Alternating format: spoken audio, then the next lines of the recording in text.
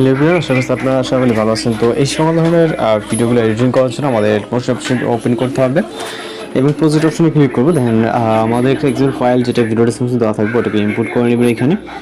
এরপর হচ্ছে আমরা এক্সেল ফাইলটি ওপেন করবো, অর্থাৎ যে প্রজেক্টটি ওকে যেটাকে ইম্পোর্ট করলাম তার আমরা নিচের দিকে চলে যাবো। এখান থেকে ফটো বলে একটি লেয়ার দেখতে পাবো।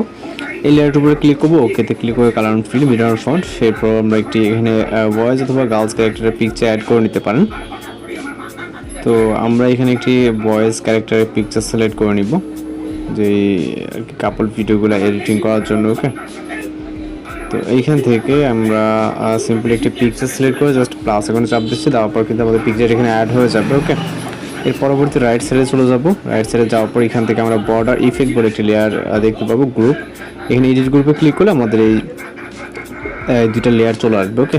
দুইটা লেয়ার থেকে একটি প্রথম ফটো লেখার লেয়ারটিতে ক্লিক করবো, কালার ফিল মিরর ফন্ট। তারপরে সেমভাবে বয়েজের পিকচারটি সিলেক্ট করবো, অর্থাৎ প্রথম লেয়ার যেটা সিলেক্ট করছি ওইটা এখানে সিলেক্ট করবো ওকে। তো সেম পিকচারটিকে সিলেক্ট করলাম এবং আমরা এখান থেকে পরবর্তী যে নিচের লেয়ারটি আছে নিচের লেয়ারটিতে গার্লস পিকচার সিলেক্ট করবো এবং প্রথম দুইটাতে যদি আমরা গার্লস সিলেক্ট করি সেক্ষেত্রে এটা আমরা বয়েজ সিলেক্ট করবো ওকে। তো এইভাবে আমরা বয়েজ এবং গার্লসের পিকচারগুলো নিয়ে নিব ওকে। জাস্ট এখানে এটা নিয়ে নিলাম, নেওয়ার পর প্লাস আইকন ওকে। তো এটাও কিন্তু এখানে অ্যাড হয়ে গেছে। চাইলে আপনি আপনার মতো করে ফটোসগুলোকে একটু মুভমেন্ট করে নিতে পারেন ওকে। এইভাবে থাক তাহলে বেটার হবে ওকে। আপনি আপনার মতো করে কিন্তু এগুলোকে করে নিতে পারবেন ওকে। দেন এখন জাস্ট এখান থেকে ব্যাক করবো গ্রুপ থেকে, এবং এটা যেহেতু আমাদের স্টার্ট থেকে ভিডিও এন্ডিং পর্যন্ত হয়ে গেছে, এখানে কোনো কাজ নেই। জাস্ট আমরা মিউজিকটা অ্যাড করার জন্য প্লাস এখন স্টার্টিং পজিশন থেকে মিডিয়া, এবার হচ্ছে মিউজিকটা সিলেক্ট করবো।